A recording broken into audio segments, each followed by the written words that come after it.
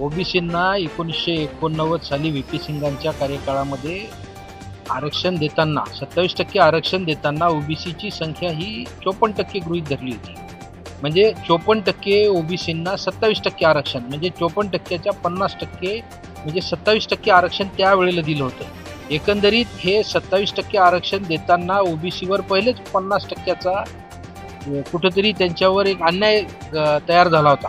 आणि गेल्या 30 वर्षापासून सातत्यानं ओबीसी आरक्षण वाढवण्यासाठी ओबीसीचा संघर्ष चालू असताना मराठ्यांचा जो काही लढा चालू होता की ओबीसीमध्ये त्यांना आरक्षण दिलं पाहिजे, तर ते राज्य सरकारनं काल हैदराबाद गॅझेटियर आणि सातारा गॅझेटियर लागू करताना 15-16% जो मराठा समाज या ओबीसीमध्ये इन्क्लूड होईल, तर त्यामुळं ओबीसींना पहिलेच जे काही त्यांच्यावर अन्याय होत होता त्याच्यात आणखीन भर पडण्याची शक्यता नाकारतायत.